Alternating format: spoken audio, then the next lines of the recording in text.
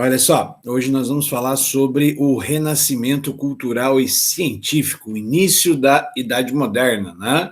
Então, em termos de mentalidade, né? Lembrando que a Idade Moderna, cronologicamente, ela tem início, né, em 1453, com a tomada de Constantinopla, mas em termos, né, de mentalidade, de pensamento histórico, é o Renascimento quem vai inaugurar a Idade Moderna, lembrando, né, que o Renascimento ele tem início ainda na Baixa Idade Média, né, no século XIV, como a gente pode ver aqui no conceito. Né? Então, ó, entre os séculos XIV e XVI, inicia-se um movimento cultural, artístico e científico que rompeu com um padrão, né, de pensamento vigente no mundo medieval, introduzindo uma mentalidade mais laica. Cuidado, né? Não quer dizer que houve o abandono por parte, né, dos chamados renascentistas da questão religiosa, né?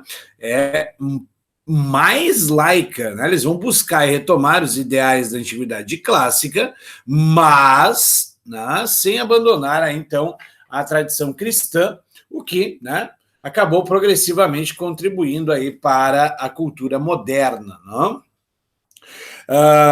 Para começar a abordar o Renascimento, né, há uma passagem do livro do Shakespeare, né, de Hamlet, em que nós lemos aí, né, que obra de arte é o homem. Talvez essa seja a elegia mais fundamental para a gente entender o pensamento, né, dos renascentistas aí. Que obra de arte é o homem? Que criação mais perfeita de Deus? Mas ainda assim uma criação de Deus. Tá? O homem é visto como a imagem e semelhança de Deus, alguém dotado de razão pelo Criador, tão nobre no raciocínio, tão vário na capacidade, em forma e movimento, tão preciso e admirável. Na ação é como um anjo, no entendimento é como um Deus, a beleza do mundo, o exemplo dos animais. Né? Mas lembrando, mais uma vez, ainda assim, a criatura privilegiada de Deus, a criação privilegiada de Deus. Né? Os renascentistas, eles não vão se distanciar dessa ideia do homem como criação, né? Como criatura de Deus. Tá? Claro, isso terá início na Itália e posteriormente vai se espraiar para o restante da Europa, como a gente pode ver aqui neste mapa. Né? A linha rosa indica aí a direção onde, né, a gente terá a difusão do Renascimento, bem como as escolas renascentistas, né, a arquitetura renascentista. Né? Lembrando que a Itália era um aglomerado de pequenas cidades-estado, repúblicas, principados, ducados, como a gente pode ver aqui no colorido, né, que vai né, recortar aí geograficamente a Itália nesse período aí. Tá? Então, qual a diferença entre o pensamento medieval e o renascentista? Por que trazer essa tabela? Bem, porque nós já estudamos o pensamento medieval, então a gente tem aonde fazer um paralelo e até mesmo para notar a diferença, né, a mudança no pensamento, né, do período medieval para, né, o moderno, para o pensamento renascentista. Então, assim, no pensamento medieval, né, o Deus era o centro de absolutamente tudo, né? O teocentrismo, Deus no centro, ele será, né, trocado, ele será substituído pelo antropocentrismo. Isso não quer dizer absolutamente, né, um abandono de Deus, muito pelo contrário. Por quê? A formulação do pensamento renascentista é de que o homem é a imagem e semelhança de Deus, um ser dotado de razão por Deus. Né? Então, se o homem é a imagem e semelhança de Deus, né, qual a diferença entre o olhar para Deus para entender o homem, ou olhar para o homem para entender a Deus? Essa será a grande questão aí, né, do pensamento renascentista. Então, você tem essa mudança apenas, né, de foco. Você desloca o foco. O homem como criatura privilegiada de Deus, que é a sua imagem e semelhança. Então, não importa, se eu olhar para o homem, eu vou entender a Deus. Eu não preciso olhar para Deus para entender o homem. Né? Nós temos aí no pensamento medieval a Bíblia como única fonte de verdade, né? Ao passo que no pensamento renascentista a verdade ela virá, né, com a experimentação, com a observação. Lembre-se que ao longo do século XIV nós vemos a emergência de um negócio chamado empirismo. Né? Agora você começa a analisar os fenômenos físicos a partir da experimentação, da observação. Um dos mais fundamentais pensadores, um dos mais fundamentais cientistas da história foi Galileu Galilei. Ele teria estabelecido um método científico de observação, de avaliação, né? E assim por diante. Então, começará aqui no Renascimento, né, as raízes dessa ciência moderna, né, a qual nós nos utilizamos atualmente. Né? Se o pensamento medieval dizia que a vida material não tinha importância, até pela pobreza, né, da época, uma agricultura de subsistência, obviamente, né, no andar da Baixa Idade Média nós vemos uma mudança, né, nessa condição de vida, há um enriquecimento, né, de uma parte da população aí, por causa do comércio, do artesanato, né? O pensamento renascentista ele já via, né, a vida terrena e material como algo importante, né, como, né, algo fundamental, é uma crença, né, no progresso, como você pode ver aqui, um otimismo que as coisas iriam melhorar, né, diante daquela vida material sem importância e o conformismo que a igreja pregava acerca, né, dessa perspectiva, de que você nasce, né, para ser servo porque Deus quis e que você deve aceitar aquela condição como permanente. Né? Você vê uma mudança dessa perspectiva no Renascimento, muito, né, deve-se muito também ao enriquecimento, aí, ao giro de dinheiro que começa a haver, a retomada das cidades, né, a própria natureza, e não só, né, a fauna e a flora, mas a natureza humana no pensamento medieval era visto como pecaminosa, né?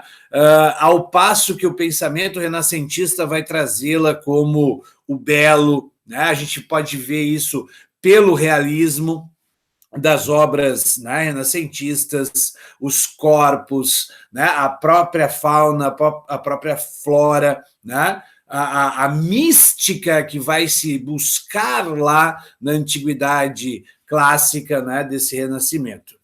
Da mesma forma que o ascetismo medieval dará lugar ao hedonismo renascentista. Né? O que é o ascetismo? Lembram ainda? É aquela negação do prazer. É uma negação tanto física quanto espiritualmente. Né? A gente já falou sobre isso quando vimos, né, a cultura medieval, né, onde você tinha aí uma tentativa de coibir até mesmo os sorrisos, né, a gargalhada e assim por diante. Então, o renascimento é um momento em que você vai buscar o prazer. Isso é o hedonismo, não é? O dogmatismo medieval, ou seja, aquelas verdades absolutas, principalmente apregoadas pela igreja, elas começam a ser, né, postas em perspectiva, né, fé diferente de razão. Né? Essa é basicamente a ideia, né, que você tem aí no Renascimento acerca daquelas verdades ditas absolutas, ok? Características fundamentais do Renascimento. Nós temos o humanismo, né, e o antropocentrismo, características fundamentais do Renascimento. Lembre-se, o homem como criação privilegiada de Deus, a valorização desse ser humano, o homem como o centro dos questionamentos, né? Lembrando mais uma vez que o homem era visto como a criação privilegiada de Deus, alguém dotado de razão, e essa razão ela poderia servir, inclusive, para entender a Deus. Né? O homem como reflexo, né, de Deus. O individualismo é algo que emerge muito fortemente no Renascimento, né? A afirmação do sujeito, a gente vai ver isso pelas obras de arte que passam a ser assinadas, mas também a gente vai ver isso dentro da reforma religiosa, né, que passa a dispensar a confissão, né, com o sacerdote pelo exame de consciência. Então, aí você nota já, né, a afirmação do sujeito. Você, né, vai fazer uma análise, né, da sua, né, dos seus atos, por assim dizer. Você não precisa mais, né, descrever para um sacerdote para que ele te dê o perdão. Você fará este exame de consciência, né? Isso é um dos exemplos que a gente pode frisar quanto à emergência do sujeito, o individualismo que começa a brotar no mundo a partir de então, né? Como o racionalismo também, o cientificismo, o empirismo, nós vemos a ciência começando a dar os primeiros passos aí mais firmes a partir do Renascimento, como a gente vê o naturalismo aí, né, o realismo estético nas obras de arte, que a gente vai ver, né, alguns quadros aí característicos do Renascimento. Bem como o hedonismo, que nós acabamos de falar, né, naquela tabela, a busca pelo prazer. Então, banquetes, né, você mandar pintar um quadro seu ou da sua família, uma escultura sua, né, ou algo que o valha, ou fazer, né, uma grande festa. Então você, né, vai buscar o prazer aí no Renascimento. É uma das características fundamentais deste período, tá? Lembrando que é importantíssimo você contextualizar aonde tem início o Renascimento, né? Na cidade. Então, ó, no princípio, a abrangência foi entre homens ricos, cultos e urbanos, ou seja, o brotar do Renascimento vai ocorrer aí nos centros urbanos, sobretudo pela aquela nascente fatia social chamada burguesia, né? E posteriormente, né, vai chegar a nobreza, né? Lembrando que a igreja ela será a grande promotora do Renascimento no século XVI. Né? Por volta de 1439, é um fato fundamental para entendermos o Renascimento. Em 1439, o alemão Johannes Gutenberg vai inventar a imprensa de tipos móveis, né? Que logo se espalhou pela Europa. Tá? Gutenberg, então, a invenção de Gutenberg, né, vai permitir a produção de livros em larga escala, tá? Modificando sensivelmente o processo de circulação de conhecimento, que vai baratear, vai difundir, né, o conhecimento a partir daí. Lembrando que este é o período também que emerge a reforma religiosa, o nosso próximo tópico, e a reforma religiosa ela também vai, né, ser muito instigante no que tange ao conhecimento, né, a escrita, a leitura, né, principalmente pelo incentivo à leitura e interpretação da Bíblia. Mas isso é o nosso próximo tópico. Né? Então, veja, por que a Itália será o berço do Renascimento? Tá? Lembre-se, o Renascimento ele começa nas cidades, ele é um movimento urbano, é a burguesia quem vai, né, traçar o caminho inicial do Renascimento. Então, você tem, a partir daí, um impulso comercial e urbano, né, ou devido ao impulso comercial e urbano, né, a competitividade nos negócios, a dinamização do comércio, o enriquecimento, né, de grande parte da população, e, basicamente, você vai ligar esse impulso comercial e urbano ao surgimento do mecenato. Tá? É o mecenato, em última instância, que vai, né, impulsionar o Renascimento. Né? Lembre-se, mecenas eram os patrocinadores das artes, e só foi possível isso devido a um excedente de capitais, devido ao enriquecimento de grande parte da população, sobretudo na Itália, né, que enriquece muito por conta, né, do comércio. Lembra que nós estudamos o Renascimento urbano e comercial, e ele terá início pela Itália, é onde nós vemos esse excedente de capitais. Então, é muito importante você lembrar que, né, o Renascimento ele tem como um dos seus principais fatores o surgimento do mecenato, o excedente de capitais como o grande propulsor do Renascimento. né? A partir daí nós vemos a propagação das universidades, as primeiras universidades. A primeira universidade que se tem registro na Europa é a Universidade de Bolonha, né, no norte da Itália, onde nós vemos aos poucos as universidades se propagando, né, Sorbonne, Oxford e assim por diante, né, o que vai, né, difundir aí cada vez mais a racionalidade, o individualismo, né, na população, ou em parte dela, é óbvio, uma pequena parte, né? As primeiras universidades, elas nascem sob a tutela da igreja, isso também é importante frisar, mas depois elas vão se laicizando cada vez mais ao longo do século XVI. Tá? Nós temos aí, pós-renascimento urbano e comercial, né, o retorno à circulação de textos clássicos, então, né, sobretudo Aristóteles, né, começa a ser reinterpretado aí na Europa Ocidental, entre outros textos clássicos do pensamento greco-romano. A partir, então, dos contatos cada vez mais frequentes com o mundo mediterrâneo, os territórios de árabes, de bizantinos, a propagação de textos, de leis, né, do período greco-romano, e também a expansão, né, das técnicas de impressão lá com a imprensa, né, móvel do Gutenberg, que vai chegar à Itália, obviamente, e vai, né, dar uma propulsão aí aos textos, né, e a difusão, inclusive, da leitura, né, da livre interpretação, inclusive da Bíblia e assim por diante. Né?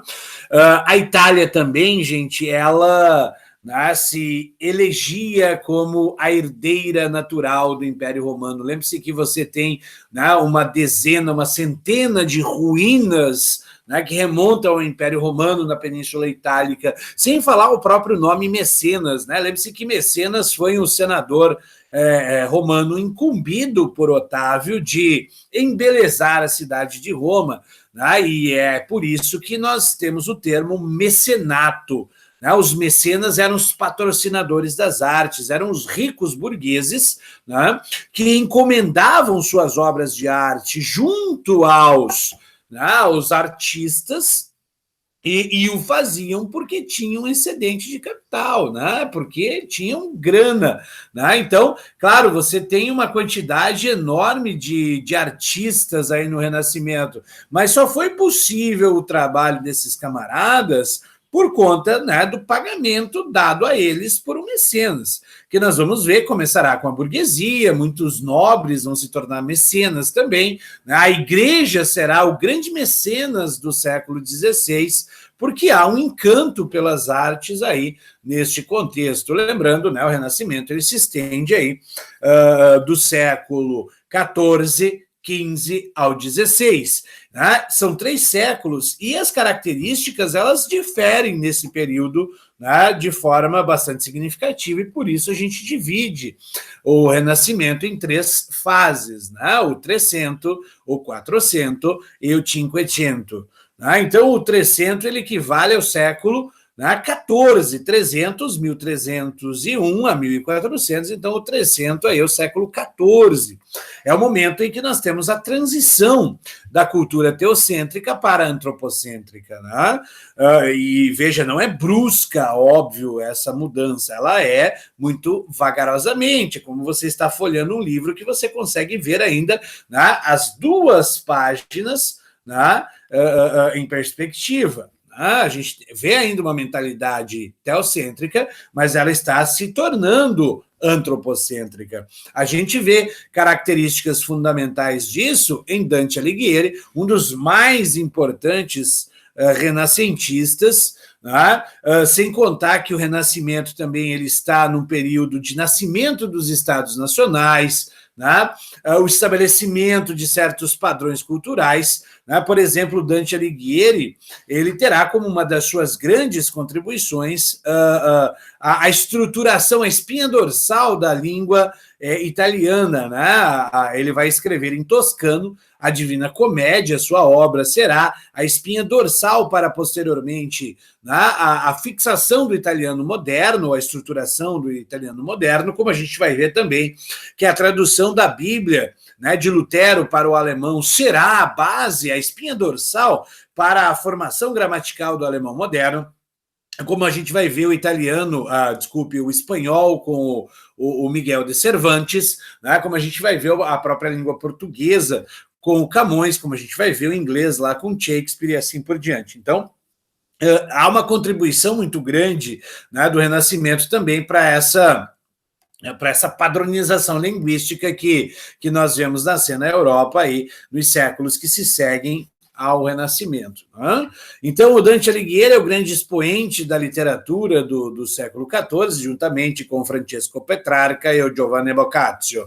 Né? Só que a Divina Comédia ela é de suma importância, né, para a gente entender aí, né, inclusive uma mentalidade, né, do 400, você terá aí a descrição, por exemplo, do inferno, né, na obra de Dante Alighieri, né, e muitos personagens, obviamente, da Itália trecentista, né, da mesma forma que, né, o Decameron aí vai trazer, entre outras coisas, né, uma descrição do que era ou do que foi a peste negra, né, no século XIV aí na Itália, não? E na pintura nós teremos como grande expoente Giotto, né? Figuras com aspecto humano, traços de individualidade, expressão emocional, além, obviamente, de dar início à utilização de técnicas de perspectiva, né? Uma das suas obras mais conhecidas aí é São Francisco Pregando aos Pássaros. Obviamente que a gente vê um imobilismo ainda bastante grande nas obras de Giotto, né? Coisa que iria se transformar sensivelmente, sobretudo no 400, por conta do desenvolvimento mais apurado da perspectiva. Aqui a gente tem o Lamento de Cristo e a gente vê um padrão aí de contraste bastante grande nas obras, né, uma certa proporcionalidade dos corpos já, que ficaria muito evidente no 400, o 400 que terá como a pintura, né, o seu maior destaque, né, técnicas de pintura, como a perspectiva, o esfumato, né, a pintura a óleo, e o 400, século XV, terá como grande centro, né, irradiador, né, do Renascimento a cidade de Florença, da família de Médici, né, os Médici que foram, né, uma das mais importantes, uma das mais influentes famílias do século XV e XVI, né?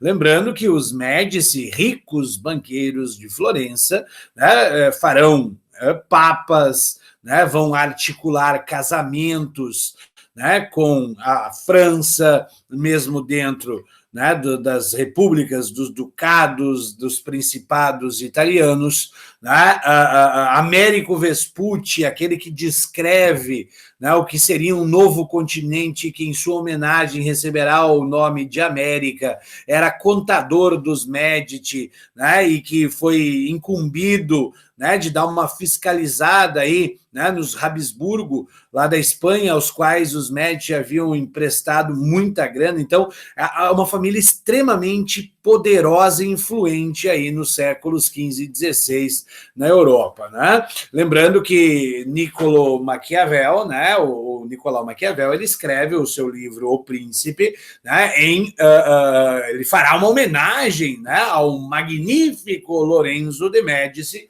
E se você quiser uma leitura sobre este contexto, nós temos, né, esse maravilhoso livro aqui, A Itália no Tempo de Maquiavel, né, de Paul Valéry, né, um livro muito bom que vai abordar aí o que foi, né, em termos artísticos, políticos, as maquinações existentes aí entre as várias famílias na Itália, as disputas de poder e, claro, né, o livro O Príncipe do Maquiavel, que também, né, é um renascentista. Então, no que tange a pintura, a gente vai frisar alguns nomes aqui, sendo que o mais famoso, o mais importante, o mais vultuoso dos artistas, né, ou virtuoso dos artistas renascentistas foi, né, Leonardo da Vinci. Nós temos aqui também, né, uma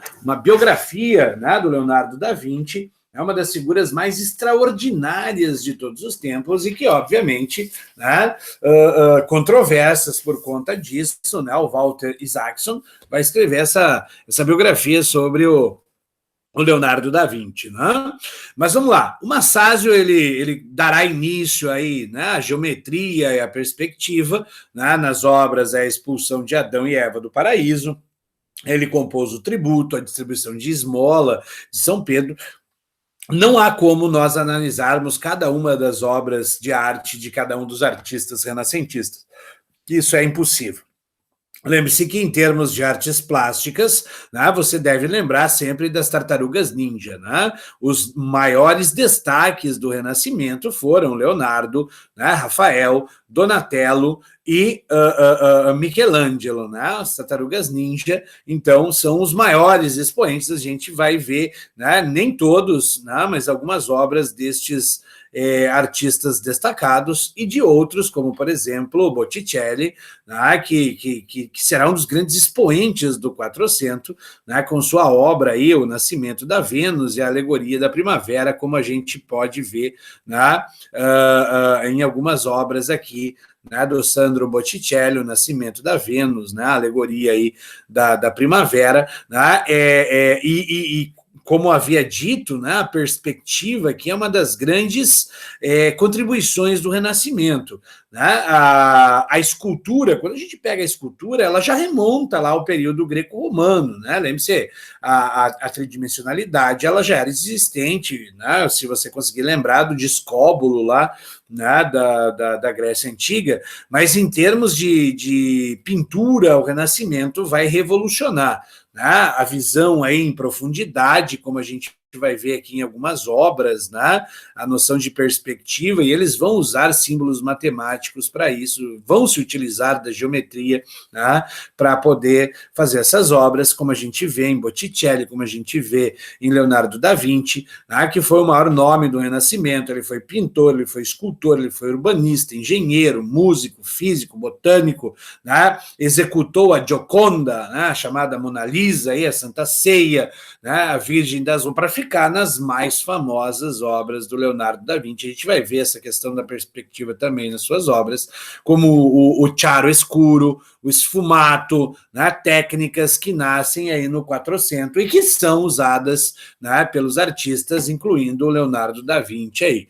Né? Então, aqui, ó, muitas obras de inspiração greco-romana, como O Nascimento da Vênus, né, a Alegoria da Primavera, né, como a gente vai ver aqui, a Gioconda, que é a mais famosa obra de Leonardo da Vinci, a própria, supõe-se, né, o seu autorretrato, o Vitrúvio, né, que é uma obra de estudo anatômico. O Leonardo da Vinci também será um grande projetista, vai fazer, né, esboços aí do que seriam, né, armas de guerra. Ele, né, contratado por vários mecenas na Itália, na França, né, onde ele acaba morrendo aí, né,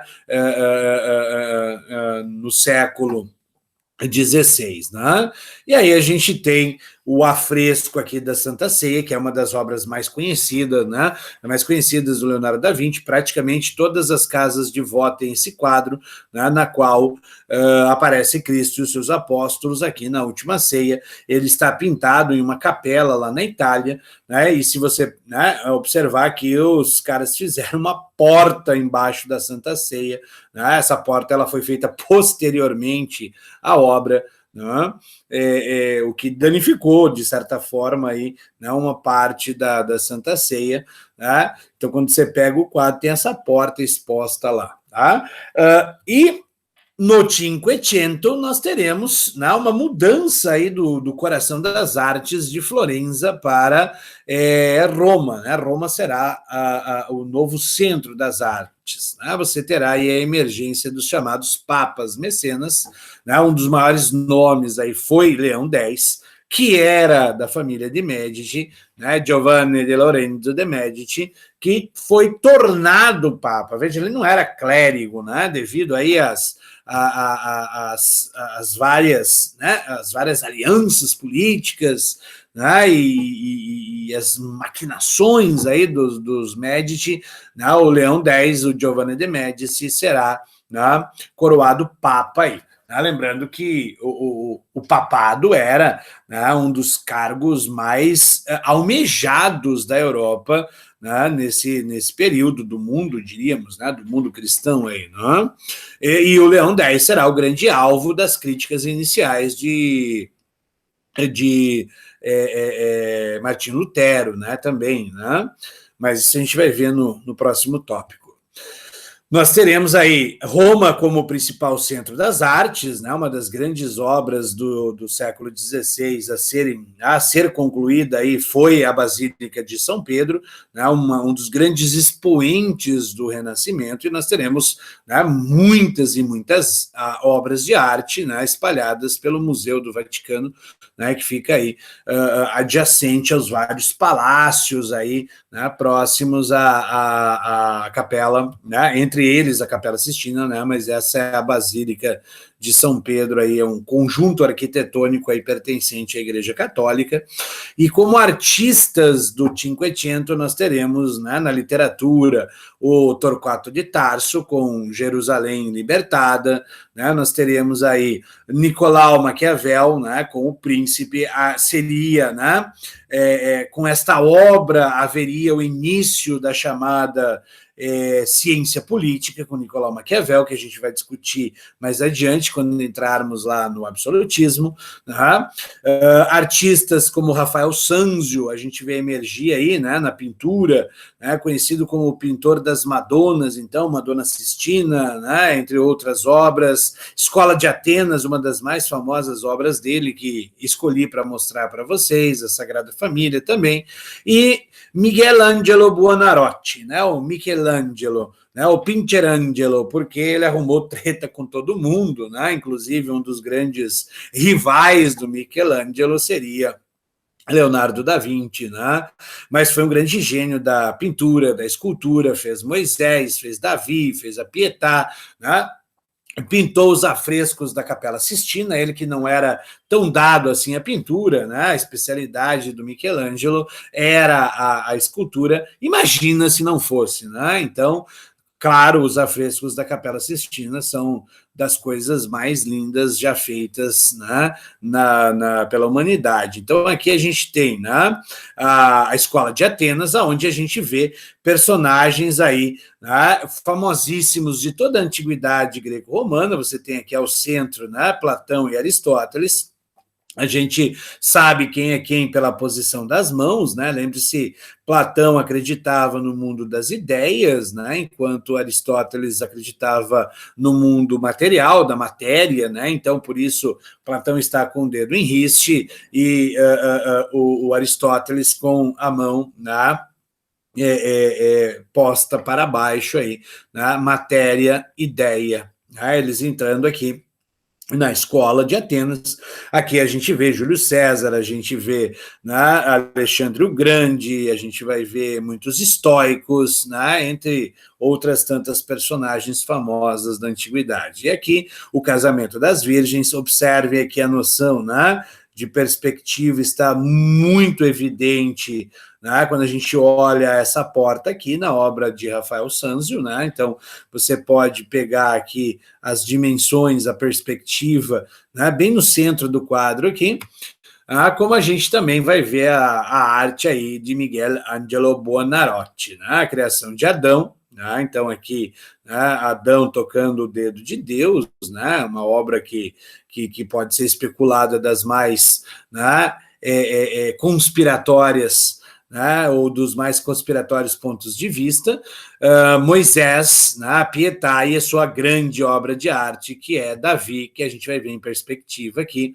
né, logo em seguida, depois da Capela Sistina, né, onde a gente vê a pintura, né, esse Papa, né, ou melhor, essa imagem aqui, né, a pele arrancada seria o Papa Bonifácio VIII, aquele que vai ter, né, uma treta lá com o Filipe IV da França, né? E aqui a gente consegue notar sobreposta, né, um crânio humano ali, né? Talvez tentando mostrar a genialidade humana e assim por diante, né?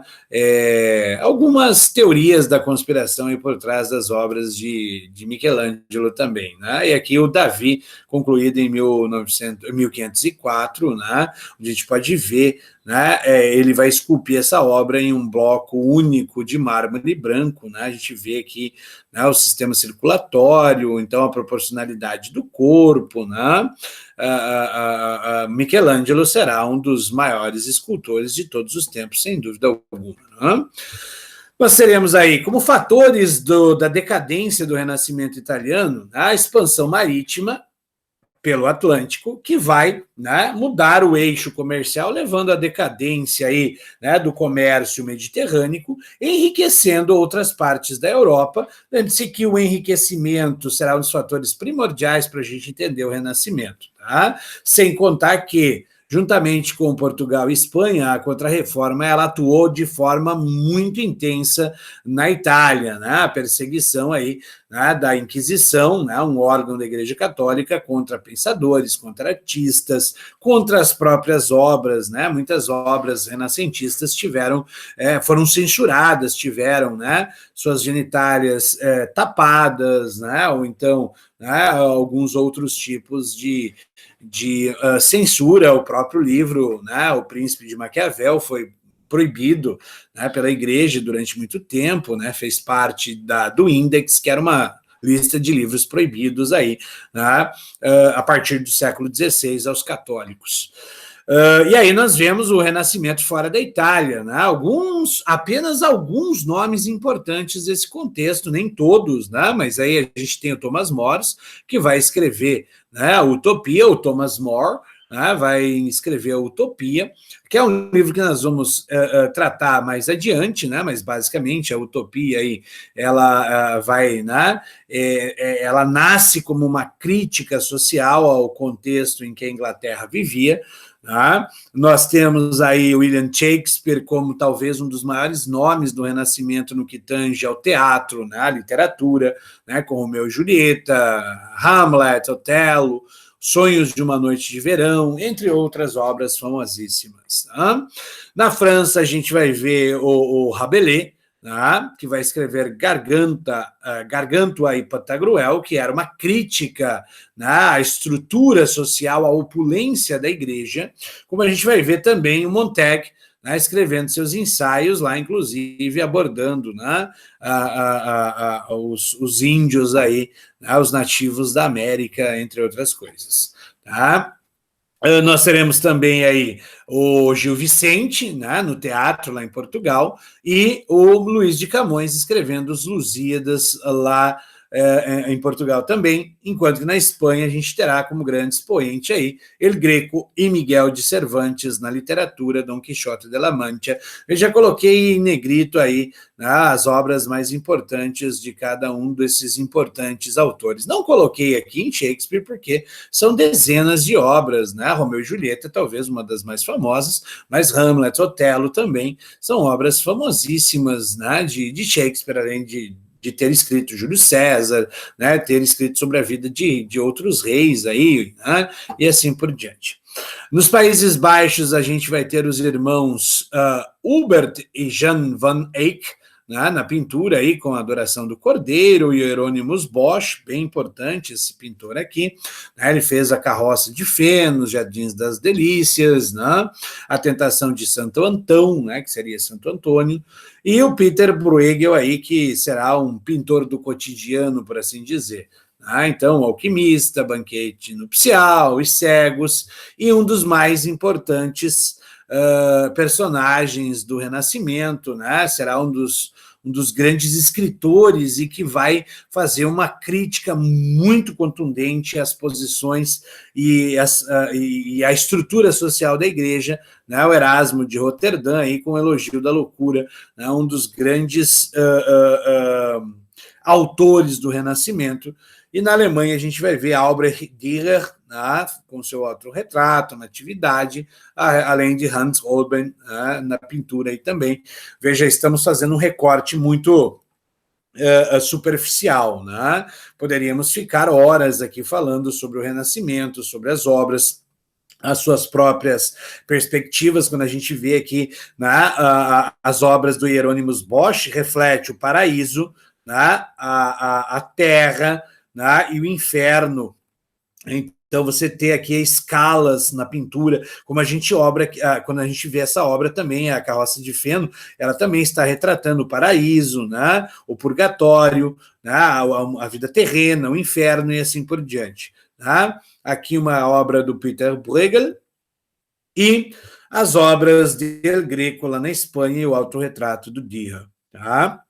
Também tivemos aí no século XVI um grande avanço, né, na ciência com o Nicolau Copérnico aí, né, estabelecendo a teoria heliocêntrica, como Johannes Kepler também, né, vai falar sobre as órbitas elípticas dos planetas, como a gente vai ver o Galileu Galilei confirmando a teoria heliocêntrica do Copérnico, estabelecendo aí, né, a metodologia da investigação científica moderna, né, que você tem que ter técnica, que você tem que ter objeto e assim por diante. O André Vesalho é tido como o pai da anatomia moderna, veja aquelas obras, aquelas esculturas, né? O Leonardo da Vinci terá muitos esboços sobre, né, órgãos humanos, é óbvio que ele não vai fazer aquilo de imaginação, né? Muitos artistas terão, inclusive, o aval da igreja para, né, estudar a anatomia humana, para poder pintar, outros vão, né, adquirir corpos aí, né, em um mercado paralelo, por assim dizer. Há um livro muito famoso, né, um livro de literatura, não é um livro de história, mas que vai se utilizar de muitos elementos históricos, chamado O Anatomista, né, de um autor chamado Federico Andarraz, um argentino, né, que vai abordar aí como se dava esse mercado paralelo, né, de compra e venda de cadáveres aí na Itália renascentista, entre outras tantas coisas, né, que ele vai abordar nesse livro deste período, né, fica como indicação aí um livro fantástico chamado O Anatomista, né? Miguel Servet e o Harvey, né, o mecanismo da circulação sanguínea, e o Giordano Bruno, que era um filósofo, pensador italiano, né, que vai afirmar aí que o universo não era estático, né, que a Terra não era o centro dele, lembrando que o Galileu teve, né, um sério problema ao falar, né, do heliocentrismo. Ele teve que, né, foi julgado, teve que negar, né, a teoria heliocêntrica, né. Ele só não foi queimado pela Inquisição porque ele era brother do Papa da época, né, era de uma família muito, muito, muito rica. Ele acabou pegando aí uma prisão domiciliar, né, uma prisão perpétua, mas domiciliar no final aí, né, da sua vida, aí, século XVII, né, mas o Giordano Bruno não teve a mesma sorte, ele acabou sendo queimado aí na fogueira pela Inquisição. Nós vamos falar isso no próximo conteúdo, né, que aborda a reforma religiosa e a contra-reforma, né, por parte da Igreja Católica.